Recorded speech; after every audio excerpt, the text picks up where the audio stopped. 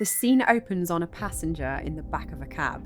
He looks around slowly, coming to his senses, and says, "Where am I?" The driver of the cab replies, "Travelling south along 3rd Avenue, passing 43rd Street."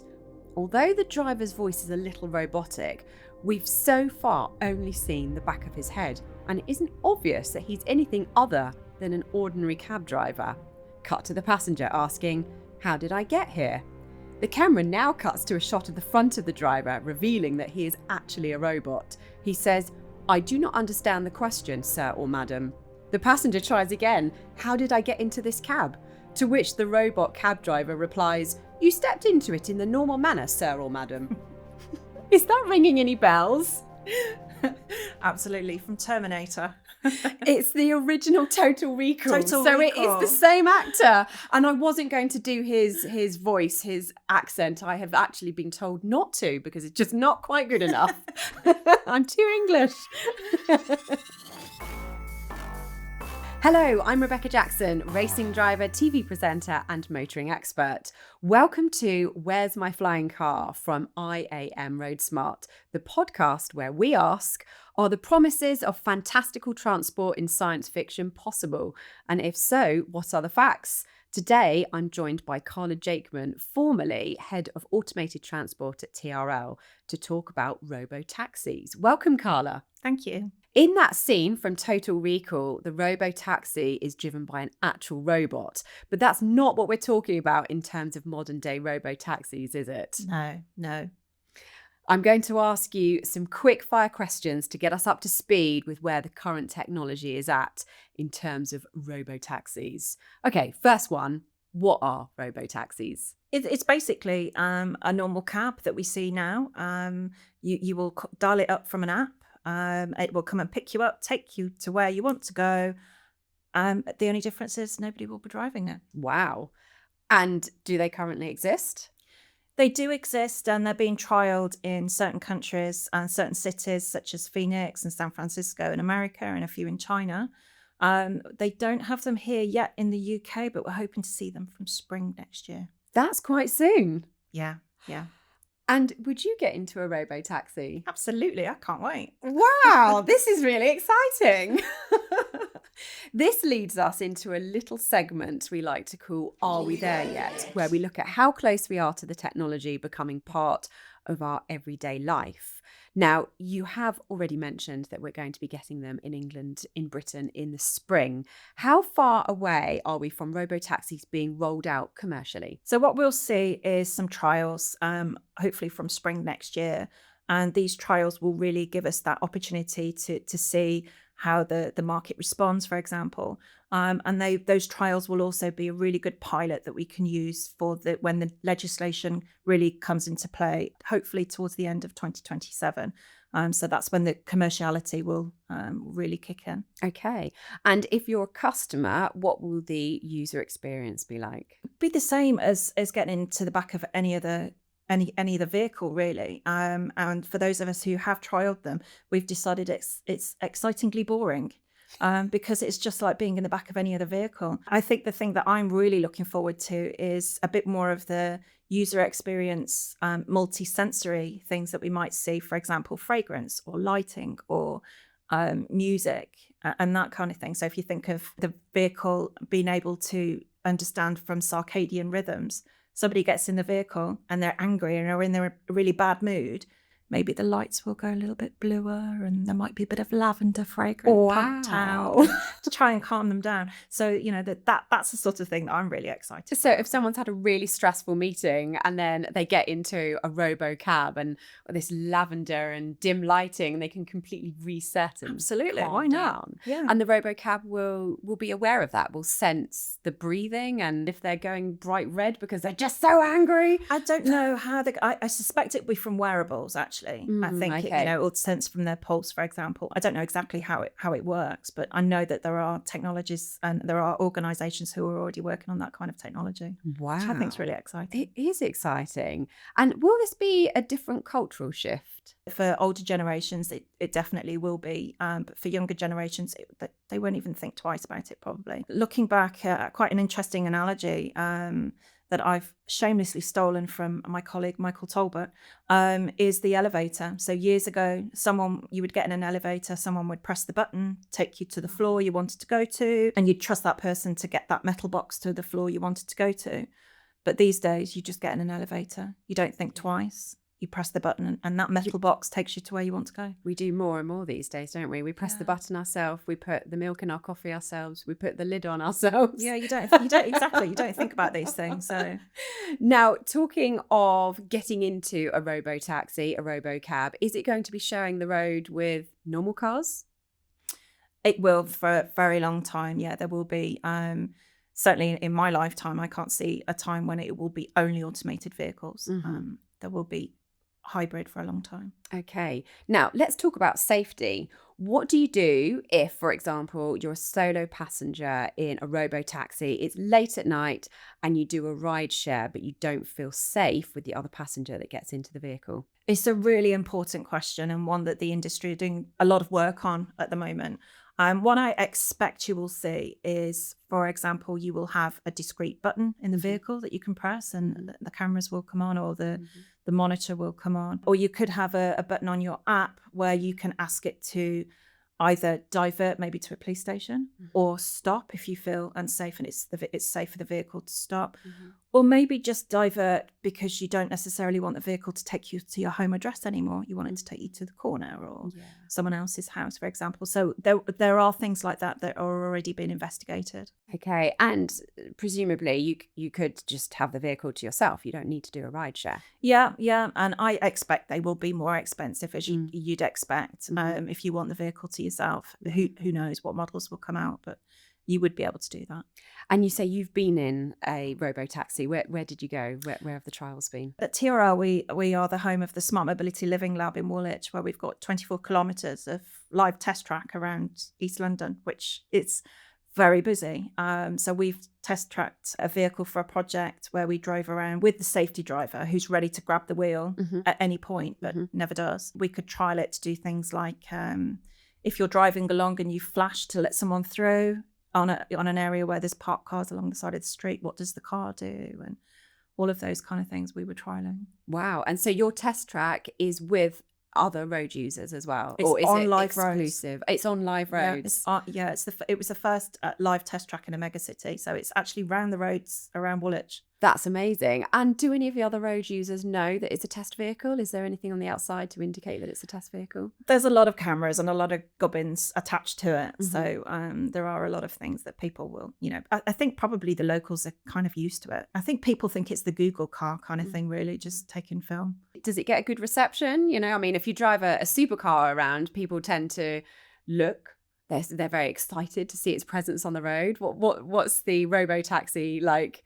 Do people like seeing it? I didn't see anybody sort of stop and get their phone out and start videoing us or anything like that. But I think people are just kind of used to it. I mean, it's got a lot of logos along the side and that kind of thing. And what about accessibility? Using an unmanned taxi is a very different experience if you're an older passenger who needs help with luggage, opening doors, or perhaps someone who is disabled or less abled, or a passenger with sight loss, for example. How does it work for people like that? It's a really important area and something we're doing quite a lot of work on at TRL to understand what the needs are of those passengers and how it will work in reality. Some of the things that we're trying to understand are the exact needs, and also learning from some of the things that are happening in the trial areas in America, for example, where a vehicle might stop in an area where there's no drop curb. So how would somebody with a wheelchair get out of that vehicle? And we're trying to understand some of the challenges with regards to securing a wheelchair into a vehicle, or helping someone understand when they need to get out and is it safe to do so, and all of those different challenges depending on the needs of that particular person. So there's a lot of research going on in that area because we've got a golden opportunity now because it's a new industry rather than a bolt-on like we did with trains and cars. It's a new industry, so it's a great opportunity to get it right now. And where have you got to with that sort of thing? Where has the industry got to in terms of helping those passengers or finding a solution?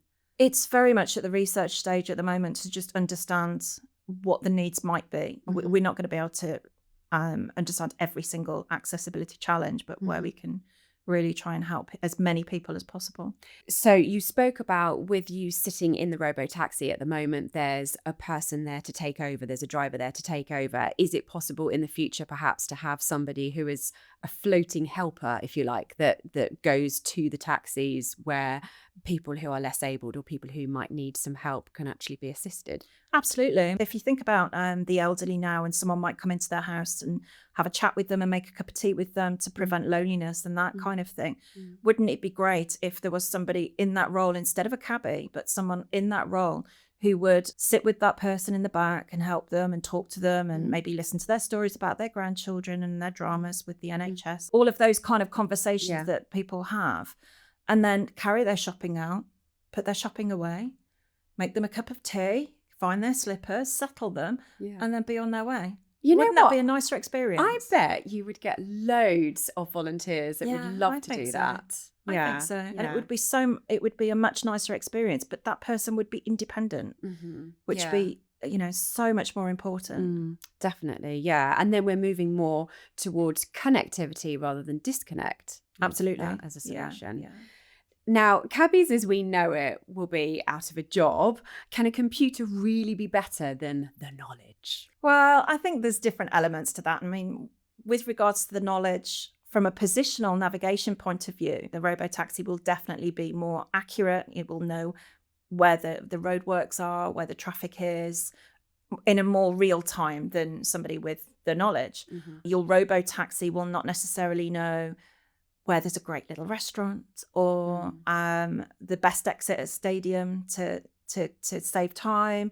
Those kind of human nuance elements, it won't have that capability. And that's where your traditional cabbie, you can't beat them.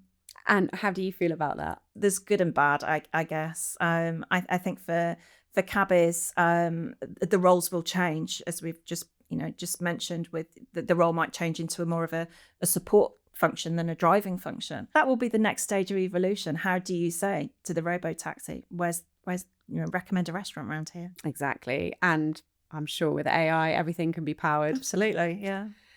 But it might not have the accent. You'd probably be able to say, in the voice of Cameron Diaz or something. Yes, exactly. But I want a proper Cockney accent. Yeah, this is true. Yeah. Or wherever you go. I mean, cabbies everywhere always have great opinions. So. They do. And how would a Robo Taxi cope with drunken midnight revelers? Well, it's another one that we're working on, and that they will be various different sensors in the car. And different safeguarding things that we need to consider. The bottom line is it's the same as if someone took poorly in the vehicle and had a heart episode, for example. What would we do? So they're all the kind of things that we need to understand. And it could be that the vehicle pulls over, or it could be that the vehicle takes that person to a hospital or takes them to a police station or whatever the need. And gives them the cleaning bill. Yeah, exactly. Is there anything that you would like to add now that I haven't asked you about in terms of Robo Taxis? Will it happen? Yes. Are we going to see it? For sure. And is it scary? I don't think so. I think it's exciting, and I think it's an opportunity. And I don't think people need to really think, oh, that's the end of the role of cabbies, and that's just going to take over. People will have choices. There's a space for both. Yeah, absolutely. Now we're going to do what have we learned today, and I've got 3 key takeaways. Firstly, we'll see them in the UK from spring next year, which is quite soon. There's the potential for the interior of the cab to adjust its ambience to match the passenger's mood, or rather enhance the passenger's mood if they're feeling a bit cross and grumpy. The cab might help to alleviate some of that and relax them with lavender and calm lighting. And then my final point that I've learned from you today is this is not the end of the road for cabbies. There is a space for cabbies still to sit alongside this. Absolutely. I mean, there's sensory elements. They're quite futuristic, but who knows what can happen in the future. And I think cabbies, their role is safe. Some roles will change. So it's amazing. It's exciting. I'm just thinking about a newly married couple now getting into their Robo Taxi and the confetti going off as they get in. And Well, there you go. I've not thought about that one. Yeah, that's an interesting one. Yeah.